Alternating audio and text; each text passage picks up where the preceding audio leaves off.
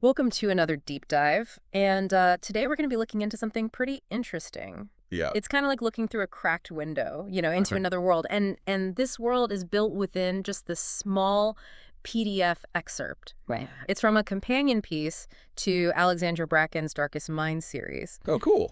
It's called Through the Dark. In Time Sparks Rise Beyond the Night, and it's told from a bunch of different viewpoints. Okay. And what I think is so cool about this is, like, we see so many of these dystopian stories about fighting for survival, right? Right. But what happens after that? When the dust settles, Yeah. what does that world look like? Exactly. And that's exactly what this book dives into. Yeah. It's America, but it's post-apocalypse. Yeah. And it's not the kind with zombies or aliens. It's very different. Yeah, and there are kids with powers. Yeah. A whole generation of kids with supernatural powers that terrify the adults who survived the initial catastrophe. Yeah, and they're everywhere. I mean, it's abandoned houses and trailer parks are overflowing with people who've lost everything, and there's this constant fear of a second wave of deaths. It's bleak. It's really bleak, yeah. And our very first narrator, he kind of captures that cynicism and weariness perfectly. Yeah, he's a young guy just trying to make ends meet in this really, really messed up world. It's like the adults have just given up. Yeah, they have. And left the kids to fend for themselves. Which leads him to do something pretty questionable. Yeah. To survive. He becomes a skip tracer, which is basically a bounty hunter for kids with psi powers. It's a moral gray area for sure. Yeah, it's not black and white, is it? No. He's not a villain. Right. But he's doing something that a lot of people would think is wrong. And then we meet Zoo, who is this young blue psi, and she becomes his companion. It's a really unlikely pairing. Yeah, she can manipulate electricity, which is awesome. Yeah, that's one of the coolest powers. But it also makes her a target. Yeah, it does. And Zoo, she really challenges his assumptions about psi kids. Yeah, she shows him that they're not just these weapons, Right. They're real people. They're people with hopes and dreams just like anyone else. Yeah, and what strikes me about her is just her resilience, Yes. Despite everything that she's going through. Right. She never loses her spark. She never gives up. It makes you wonder what it is about certain people that, allows them to thrive even in the face of this kind of adversity. I don't know. It's really interesting to think about. Yeah. Those kids who grow up in war zones and still manage to find joy. Yeah. It's incredible. So let's talk about the powers for a second. Okay. The excerpt doesn't really fully explain everything about the psi powers. Right. But it uses this color coding system. Right. Blue, red, yellow, green. It seems to categorize them by their abilities. So blue is like Zoo. She can manipulate electricity. Uh-huh. Red seems to be connected to like fire and destruction. Yeah, that's the scary one. And green, well, we don't know a whole lot about green. Yeah, they're kind of a mystery. But there are some hints that they may not be as harmless as they initially seem. It's interesting, that color coding system, isn't it? Yeah. I mean, it's almost like that terrorist threat level system. Oh, yeah. Which I think really highlights that fear and paranoia surrounding these kids. It's like they're not even seen as individuals. Right. They're just seen as threats. Exactly. Just contained. And controlled. And controlled. Which brings us to the camps. Yeah. The places like Thurmond and Black Rock, where the government is sending these kids. And Thurmond, it's described as just bleak. Bleak and psychologically controlling. Yeah, but Black Rock is even worse. Black Rock is terrifying. Yeah. I mean, they were taking kids before they even developed powers. Yeah. Which suggests that there's something really dark going on there. Yeah, some kind of experimentation. Yeah, it's scary to think about what those kids went through. And then there's this recovery network. That the skip tracers use to track the kids. Right. It's like this massive surveillance system. Which raises questions about who has access to that information. Yeah. I mean, does that remind you of anything happening in our own world? Oh, absolutely. It definitely speaks to the whole, erosion of privacy in the name of security. Yeah, it's a slippery slope. Yeah. So we meet some other psych kids, too. Okay. There's Sammy. Yeah. Who's this tough red girl trapped at Thurmond. Mm-hmm. And she forms this really close bond with Lichus, who's another red. I love their relationship. Yeah. And then there's Mia, who gets separated from her brother, Liam. Oh, yeah. And she's taken to this whole other facility. That's heartbreaking. Yeah. And all of them show just such incredible strength and resilience.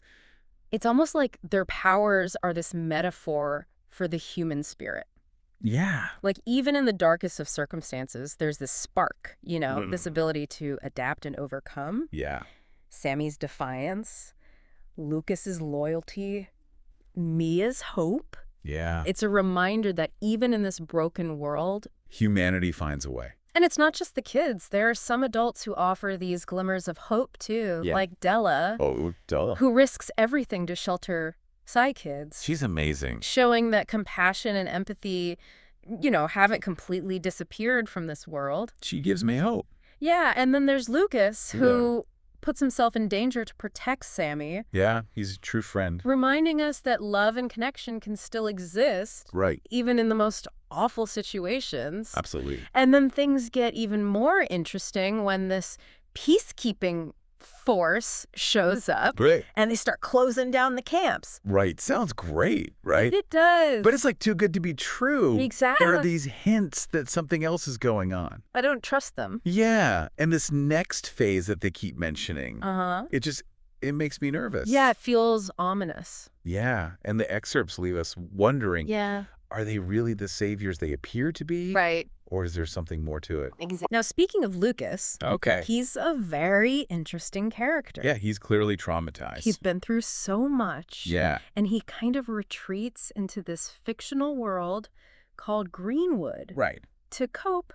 But is it really coping? Yeah. Is it helping or is it hurting him? Or is he becoming trapped in this prison of his own mind? Exactly. It's this fascinating exploration of trauma and its effects. I think it's something a lot of people can relate to. Yeah. Escaping into a fantasy world. But at what point does that become unhealthy? Right. Right. It's been a good question. Yeah. Something to think about. So let's leave you with this thought.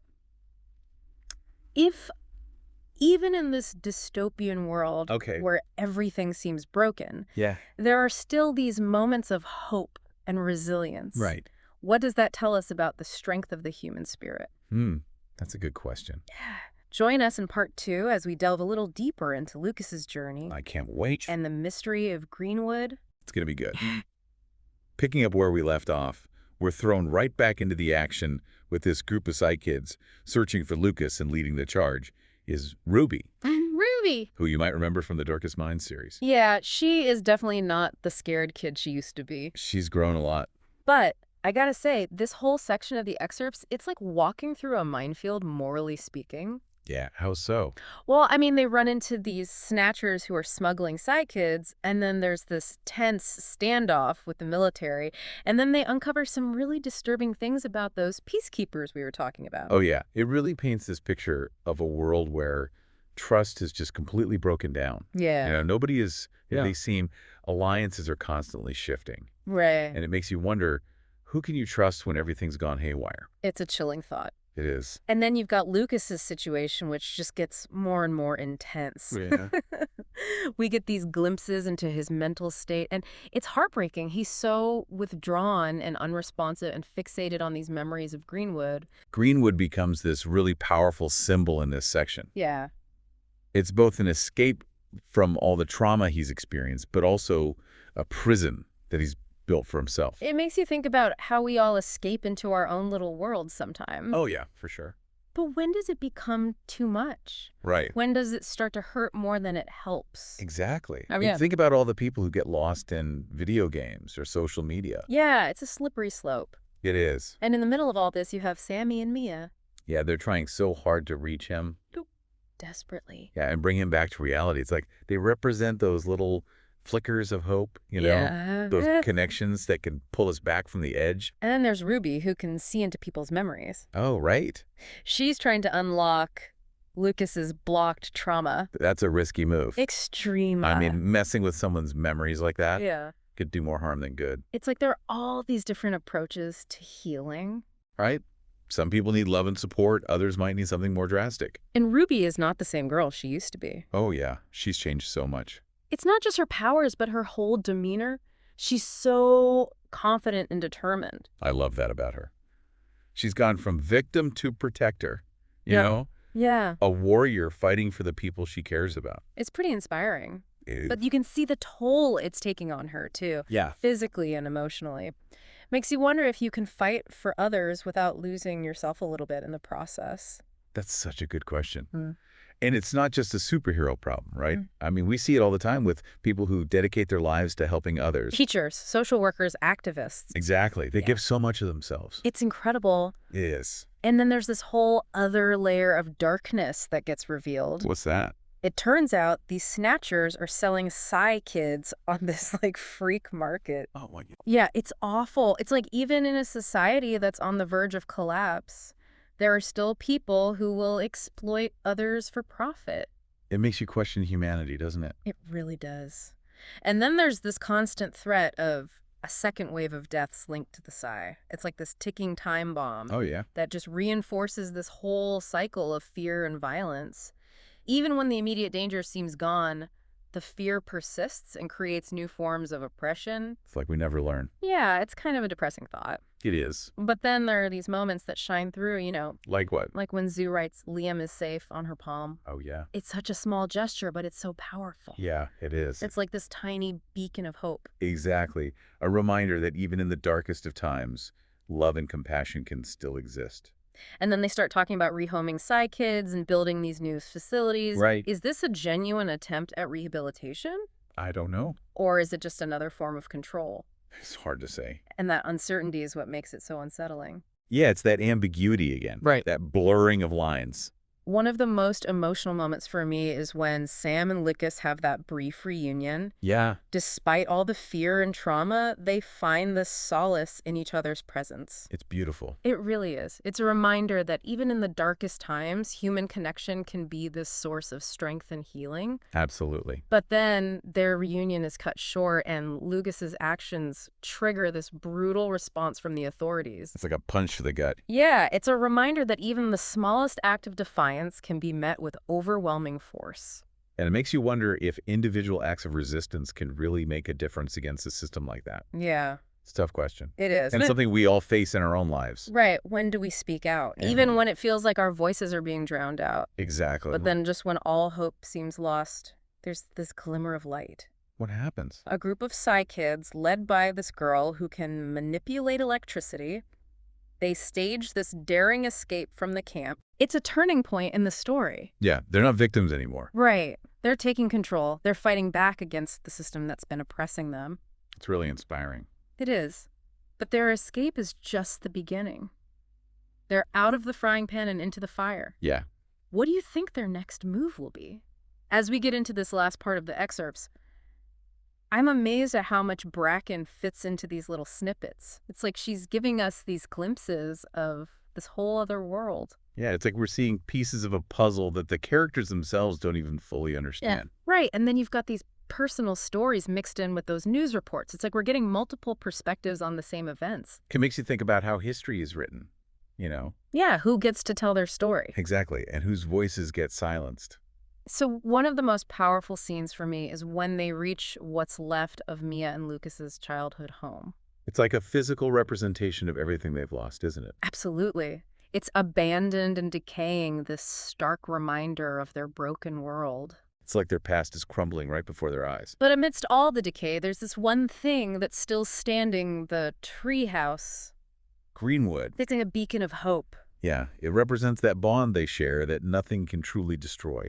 But danger seems to follow them everywhere. It does. They can't escape it. Like that encounter with the Snatchers trying to smuggle Psy kids out of the country. It's terrifying. It shows how vulnerable they still are. They're just commodities in this messed up world. And Ruby, the way she steps in to protect them, it's incredible. She's become this fierce protector. Yeah, she's a warrior. But you can see it's taking a toll on her. Yeah, it makes you wonder how much you can give of yourself before there's nothing left. Right. It's like this constant battle between hope and despair. Exactly. And in this world, the stakes are so high. And then that final scene where they're heading towards this uncertain future with Lucas still trapped in his own mind. It's heartbreaking. It really is. But Yeah. it also leaves you with this sense of possibility. Yeah, like maybe, just maybe, they can find a way to heal and rebuild. These excerpts, while just fragments of a larger story, really offer this powerful look at trauma and resilience. And hope. Even in the darkest of times. If you're intrigued by what we've uncovered, I highly recommend checking out Alexandra Bracken's Darkest Minds series. It's a must-read for any dystopian fiction fan. And as always, thank you for joining us on this journey. Until next time, keep exploring, keep questioning, and keep diving deep.